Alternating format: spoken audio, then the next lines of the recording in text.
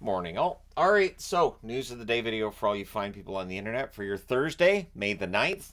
And of course, we have two games on tonight in the National Hockey League we'll talk about in a bit. But the reason I have the St. Patrick's gear on, first off, the jersey didn't arrive before St. Patrick's Day, so I don't have that many chances to wear it.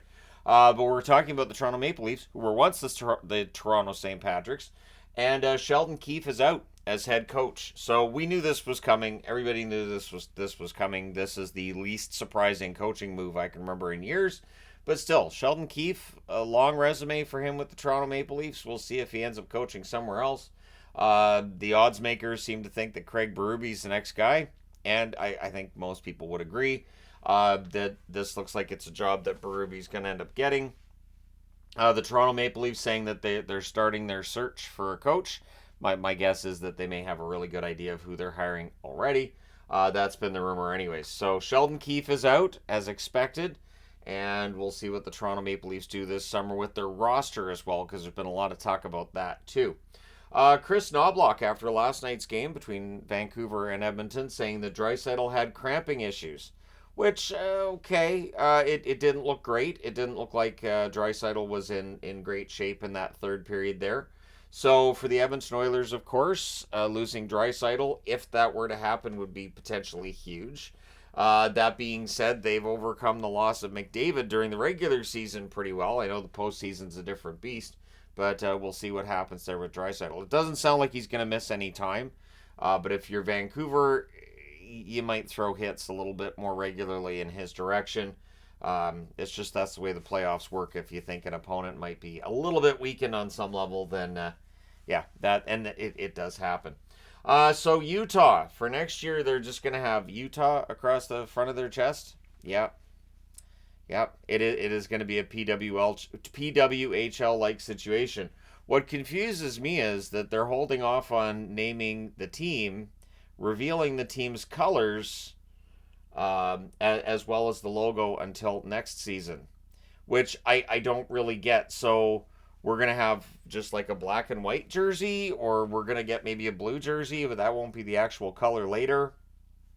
I don't understand. And then it becomes a matter of, so if they're just going to have this placeholder jersey, again, like the PWHL, does that make it a collector's item or just not? Or like does the word mark jersey then become like a third jersey the second year? I don't know.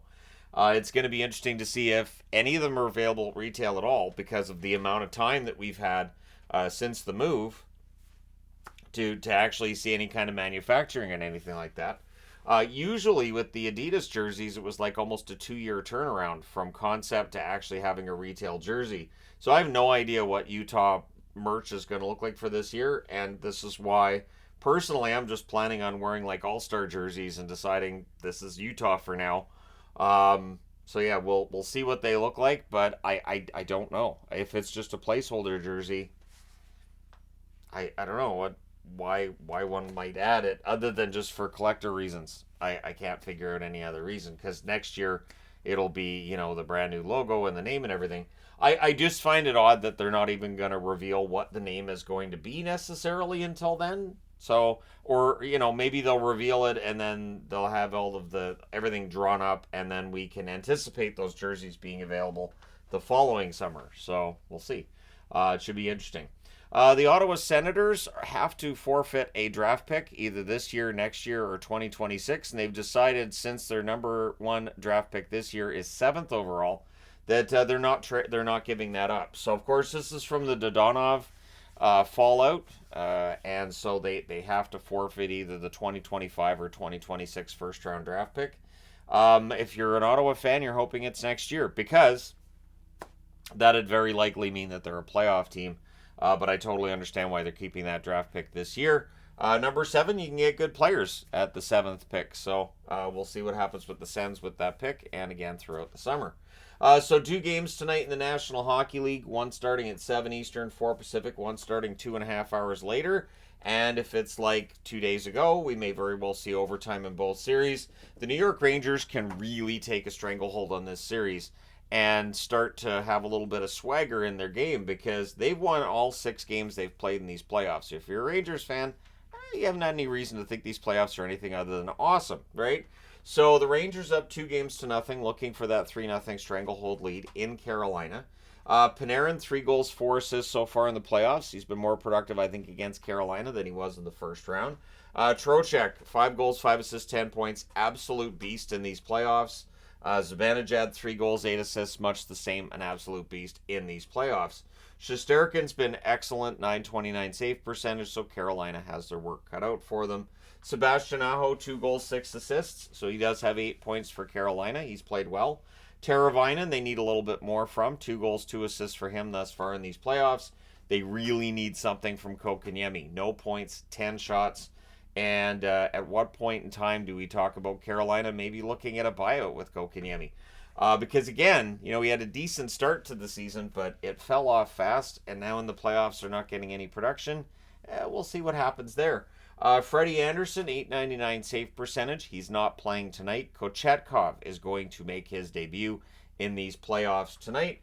So we'll see how things go for him. No pressure. It's just a second round series game against the Rangers, and if you lose, your team's done. So no pressure.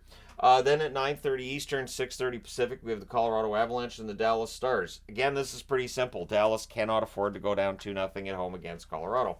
I know they did it in the last round against Vegas. Colorado is not Vegas. Colorado has the 1-0 series lead in part because Valerian Shushkin has been feasting in these playoffs, first on the Jets and now on Dallas. 8 goals, 1 assist, 9 points in these playoffs thus far. Rantanen, 2 goals, 9 assists has been excellent. Zach Parise, just the 2 goals so far. But again, veteran player, very well could get some points tonight. Georgiev, 895 save percentage. Don't let that fool you. He's played well. On the Dallas side of things, Ben, 2 goals, 3 assists, 5 points for Jamie Benn. Rope Hintz, just the 1 goal. He has been a non-factor in these playoffs thus far.